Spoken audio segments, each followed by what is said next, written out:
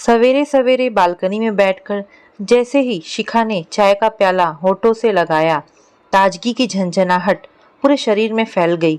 मन मस्तिष्क तरोताजा हो गए। रात की सारी थकान फुर से उड़ गई। अभी सूरज पूरी तरह से उगा नहीं था। हल्की सी गुलाबी आसमान में फैली हुई थी। ठंडी हवा के झोंकों ने जैसे ही गालों का स्पर्श किया, शिखा को बहुत सुकून मिला। क्यों न मिले, बेचैन जो थी वह, आखिर बहुत कुछ सहा था उसने। आज फिर चाय के साथ पुरानी यादें भी ताजा हो गई। जीवन के 40 वसंत उसने देखे थे। 3 भाइयों की इकलौती बहन थी। धनाढ़ संपन्न आदर्शवादी परिवार। पिता सुरेंद्र वर्मा ने बेटी को कभी बेटों से कम नहीं माना। खूब पढ़ाया लिखाया, कभी किसी चीज़ की कमी महसूस नहीं होने दी। लेकिन आदर्शों को भी घुट्टी में मिलाकर पिला दिया था कि पति ही नारी का परमेश्वर होता है और उसका घर यह नहीं वह ही होगा। शिखा ने खूब मन लगाकर पढ़ाई की थी। पीएचडी होते होते उम्र भी ढलती चली गई। उसकी सरकारी नौकरी लग गई थी। अब विवाह का दबाव बढ़ने लगा। संस्कारी परिवार की खोज होने लगी और अंततः एक शुभ मुहूर्त में शिखा का विवाह अजीत त्रिपाठी के साथ हो गया। पति अच्छा कमाते थे। सास ससुर ननद से भरा पूरा परिवार था। शिखा को सभी ने पलकों पर बिठा कर रखा हुआ था। कमाने वाली बहू थी। गाढ़ी मोटी तनख्वाह जो मिलती थी। खैर कुछ बरस सब ठीक चल रहा था। पहाड़ तो तब टूटा जब 4 बरस बाद भी शिखा की कोई संतान नहीं हुई और डॉक्टरी परीक्षण से पता चला कि गर्भाशय के विकार के कारण वह कभी मां नहीं बन सकती थी। रोग निदान रहित था, कोई उपचार नहीं था। शिखा के जीवन में अचानक सब कुछ बदल गया। परिवार के हर सदस्य की नज़र में वह गुनाहगार बन गई थी। उसका दोष यही था कि इस संस्कारी परिवार को वह वारिस नहीं दे सकती थी। शिखा ने अजीत को समझाने की जी जान से कोशिश की। आखिर इस युग में भी ऐसे दकियानूसी विचार।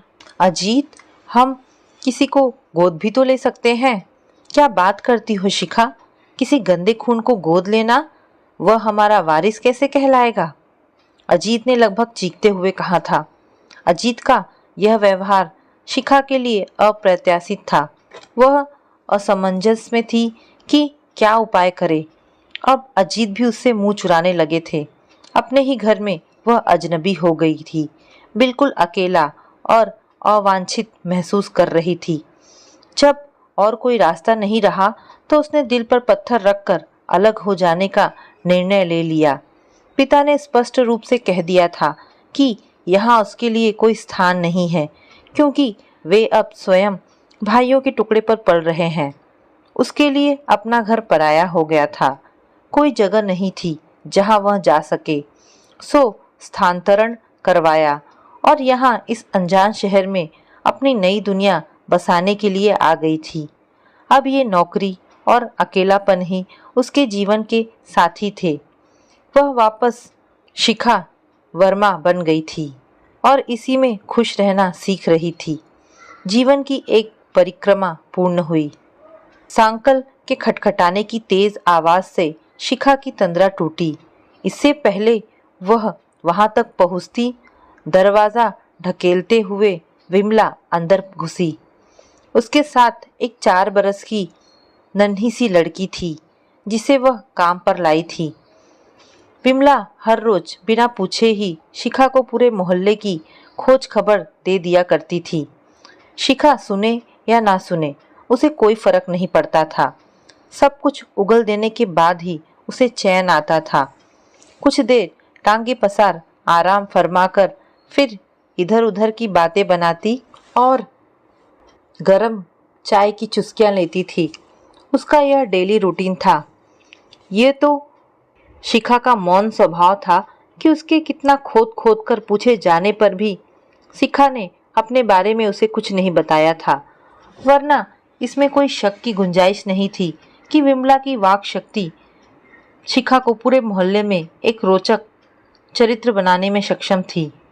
आज शिखा चुप ना रह सकी।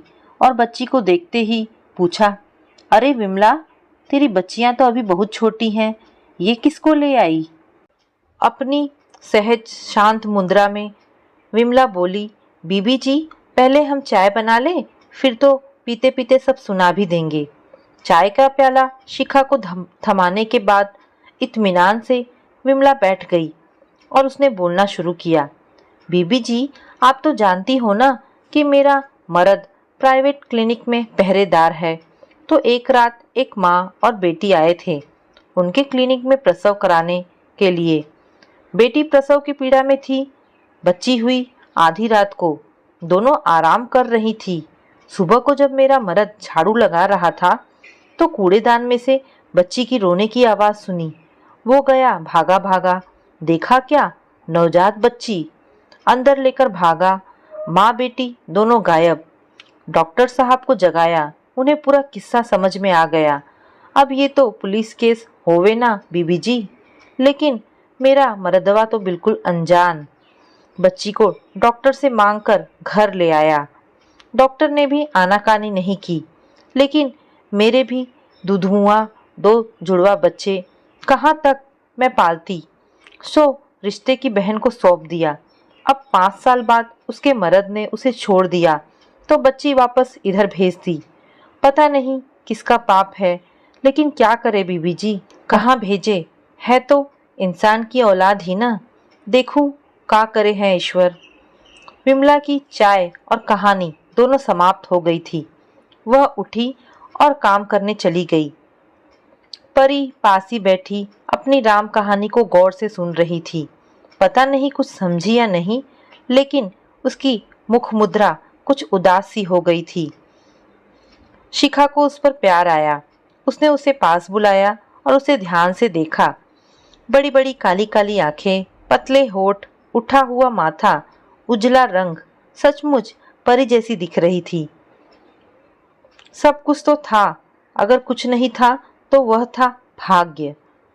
विमला, टेबल पर बिस्कुट का पैकेट है, जरा ला दे, परी को भूख लगी होगी। शिखा ने चिल्लाकर कहा, अगले बरस कोई अच्छा लड़का देखकर ब्याह देंगे। बिस्कुट परी को थमाते हुए विमला बोली, क्या पागल हो गई हो विमला, इतनी छोटी बच्ची का ब्याह, पाप नहीं लगेगा? अरे ईश्वर से तो डर। वाह बीबी जी, बुरा मत मानिए, मैं आपकी बात नहीं कह रही हूँ, लेकिन आप जैसे समझदार लोग अपने शरीर की गर्मी निकल जाने के बाद बच्चों को कूड़ेदान में फिकवा दे तो पुण्य, और मैं उसका ब्याह करूँ तो पापी। कहाँ का न्याय है तुम्हारे भगवान का? शिखा की बोलती बंद हो गई। विमला चली गई। अनपढ़ होकर भी उसने कितनी गहरी बात कह दी थी। सच ही तो था। शिखा का मन खिन्न हो उठा। वह असहज हो उठी थी। मन में कड़वाहट फैल गई थी। कुछ करने का मन नहीं हो रहा था। चाहकर भी परी के विचार को वह झटक नहीं पा रही थी। पूरा दिन वह सिर्फ उसके बारे में ही सोचती रही। अगले कुछ दिनों में परी उससे काफ़ी घुल मिल गई थी। कॉलेज से वापस आते ही परी को अपने बरामदे की सीढ़ियों पर बैठा पाती। वह इधर उधर से कुछ कंकड़ पत्थर बीन कर ले आती और खेलते हुए शिखा का इंतजार करती रहती। शिखा ताला खोलती, दोनों अंदर आते। शिखा चाय बनाती, उसे कुछ खाने को देती, फिर वह नहाने चली जाती। दोनों मिलकर आपस में खेलते, बतियाते और फिर शाम को शिखा उसे किताब खोलकर पढ़ाती भी थी। यह शिखा की दिनचर्या बन गई थी। परी से उसका लगाव बढ़ता ही जा रहा था। शिखा जानती थी कि अगले साल परी चली जाएगी, उसका ब्याह हो जाएगा। ऐसे रिश्तों से क्या मोह जो निभाए ना जा सके, लेकिन मातृत्व से वंचित शिखा परी में शायद अपनी संतान का सुख ढूंढ रही थी। एक रिश्ता जुड़ रहा था, एक मोह धीरे धीरे अंतस में जन्म ले रहा था, जिसमें शिखा ना चाहते हुए भी बंध रही थी। आज शिखा का मन बहुत अशांत हो चला था। परी उसके जीवन का अभिन्न अंग हो गई थी। वह एक महत्वपूर्ण निर्णय लेना चाहती थी। सोचने लगी, क्यों ना परी को गोद ले लिया जाए। यह विचार उसके मनोमस्तिष्क में उथल पुथल मचाने लगा। माना बड़े बड़े दान धर्म पुण्य कर्म ना किए हो, लेकिन किसी एक के जीवन को तो संवारा जा सकता है जो उसके सामने प्रत्यक्ष हो। पता नहीं विमला की क्या प्रतिक्रिया होगी। अगर उसने मना कर दिया तो ना जाने क्या समझ ले मुझे। लेकिन क्या यह बोझ वह उठा पाएगी? वह खुद भी तो बेसहारा ही है। ऐसे कितने विचार मन में शोर मचा रहे थे। इसी बीच विमला और परी ने घर के भीतर प्रवेश किया। उसको देखकर ही शिखा चमक उठी और बोली, विमला आज तू काम रहने दे, चाय बना, तुझसे कुछ कहना है। चाय पीते शिखा ने बात छेड़ी, विमला तू परी को किसी को गोद क्यों ना दे देती? तेरा भी बोझ हल्का हो और उसे भी अच्छा परिवार मिल जाए। किसे दूं बीबी जी? क्यों, एक बात कहूँ, मैं तेरी मदद कर सकती हूँ। तुझे बता कितना पैसा चाहिए, मैं परी को अपनाने को तैयार हूँ। विमला का मुंह खुला का खुला रह गया। किंचित अविश्वासी निगाहों से शिखा को कुछ देर ताकती रही और बोली, बीबी जी हम गरीब जरूर हैं, लेकिन बच्चों को बेचते नहीं ना। आप इसे गोद लेना चाहती हैं तो लीजिए, लेकिन मुझे कुछ नहीं चाहिए। शिखा सकपका गई और फिर संभलते हुए बोली, नहीं विमला, बुरा ना मानना, मैंने तो यूं ही तुझे मनाने के लिए कहा था। दरअसल तू ठीक ही कहती है, मैं तेरी भावनाओं की इज्जत करती हूँ।